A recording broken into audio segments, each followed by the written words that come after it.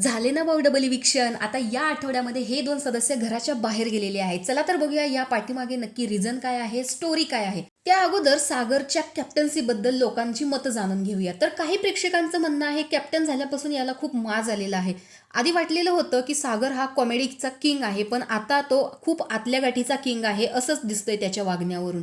तर सागर कॅप्टन झाल्यापासून खरंच त्याला माज आला आहे का? कारण त्याचं वागणं बोलणं कम्प्लिटली चेंज झालेलं आहे आणि त्याच्या कॅप्टन्सीमध्ये रूलसुद्धा आता ब्रेक होत आहेत. अनुश्री झोपले, रुचिता झोपले, रोशन भजनकर झोपलेला आहे, ओंकार राऊत सुद्धा झोपलेला आहे. तर अशा पद्धतीने प्रत्येक सदस्य घरचा रूल ब्रेक करताना दिसतोय आपल्याला. आणि त्याच्यामध्येच काल कहर म्हणजे विशाल कोटी यांची ओटा साफ करायची ड्युटी होती, तो तर अगोदरच झोपी गेलेला होता. ती जी जोडीची बेडी आहे त्याच्यामध्ये तर प्रत्येक सदस्य राग आला की तो पट्टा काढतो निघून जातो, पट्टा काढतो निघून जातो. तर अशा पद्धतीने बिग बॉसच्या घरामधल्या सदस्यांचं आत्ता वागणं आहे.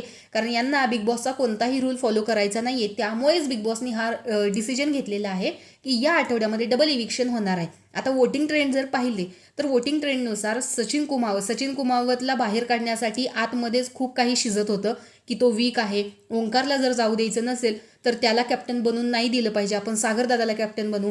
या सगळ्या ज्या डाळी आहेत त्या आतमध्येच घरच्या सदस्यांनी शिजवायला सुरुवात केलेली आहे. त्याच्यामुळे बाहेरच्या लोकांचा तर प्रश्न वेगळाच आहे, ते फक्त वोटिंग करणार आहेत. आता जर गेम बघायला गेलं तर सचिन कुमावत असेल आणि सागर कारंडे याच्यामध्ये सर्वात वीक गेम हा आत्ता तरी सचिन कुमावतचा दिसतोय. कारण ते जास्त पुढे येऊन बोलताना दिसत नाहीयेत आणि ते जास्त इमोशनल सुद्धा आहे. तसं सागर कारंडे खायचे दात वेगळे दाखवायचे दात वेगळे असं झालेलं आहे. आणि दुसरी गोष्ट म्हणजे ओंकारचा गेम सुद्धा आत्ता खूप बॅकफुटला होता. या आठवड्यामध्ये जरा तो नॉमिनेशनमुळे पुढे आलेला आहे.